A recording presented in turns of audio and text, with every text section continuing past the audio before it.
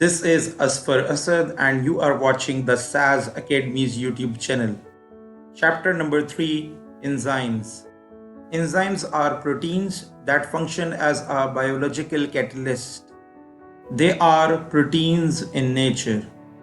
A catalyst is a substance that speeds up a chemical reaction but isn't changed by the reaction.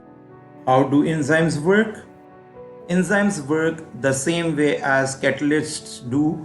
They can work with only one substrate and they can be used more than once. Enzymes have a structure that is called active site. Only one substrate can fit into the active site to be digested, and it is the only substrate that this particular enzyme works with. The function of enzymes are: the substrate enters the active site of the enzyme. The reaction takes place. The substrate exits the enzyme as two simpler products. You can also think of the way enzymes work as a key and a lock. The key is the substrate and the lock is the enzyme. The key should be exactly the right shape to fit in the lock, so does the substrate to fit in the active side of the enzyme. The key could only open only one lock, and the lock could be unlocked by only that key. Enzymes are of two types: builders and breakers. Builder enzymes do the opposite of breaker enzymes. Breakers break large molecules into smaller, simpler ones. Builders combine smaller ones to make large molecules. Breaker enzymes are used in the digestive system to break down large insoluble molecules into simpler soluble ones to be used by the body. They are also present in cells that respire to break down sugars and oxygen into carbon dioxide, water, and energy. Builder enzymes are present in plants to be used in photosynthesis, the opposite of respiration. In photosynthesis, oxygen and water are combined together to form carbon dioxide and sugars.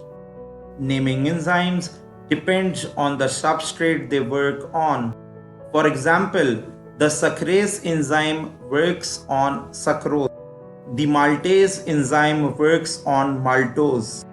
Enzymes are reusable and are only affected by the change in temperature and pH. Effect of temperature on the enzyme's activity. Each enzyme has an optimum temperature. This is the temperature at which the enzyme is most active. Below this temperature, the activity of the enzyme decreases until it becomes inactive at low temperatures. Above this optimum temperature, the enzyme becomes denatured and can no longer work. At low temperatures, the enzyme is and the substrate are moving very slowly and collide weakly. The enzyme is said to be inactive and doesn't work. As the temperature increases, the enzyme and substrate gain more kinetic energy and move faster, colliding more. The enzyme becomes more active and the reaction takes place. When the enzyme reaches its optimum temperature, it is in its most active mood. If the temperature crosses the optimum, the enzyme begins to die and become denatured. The enzymes become denatured when the shape of their active site changes as a result of high temperature. Thus, the substrate cannot fit into the active site and the enzyme is useless. Each enzyme has its own optimum temperature. Enzymes in humans have optimum temperatures of around 40 degrees. Plants have enzymes with optimum temperature of about 25 degrees. The effect of pH on the enzyme's activity. As in temperature, enzymes have an optimum pH. The pH is a scale measuring the acidity or alkalinity of a substance or solution. The scale runs from 1 to 14. pH 7 is neutral. Below that it is acidic and above that it is alkaline.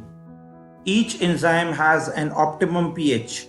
If this pH changes, the shape of the active site of the enzyme is changed. Thus, the substrate will not be able to fit in it and the enzymes become useless. Uses of enzymes in seeds germination. Seeds grow into plants by germinating. Seed germination involves enzymes breaking the material stored in the seed down to be used in growth, energy, and building cells. The seed contains stored substances such as starch. Starch is broken down by amylase enzyme into maltose. Maltose is then broken down by maltase enzyme into glucose, which is used in respiration. Proteins. Proteins are broken down into amino acids by protease enzyme. Amino acids are used in building up cells and growth. Fats. Fats are broken down into fatty acids by lipase enzyme. They are used in making cell membranes.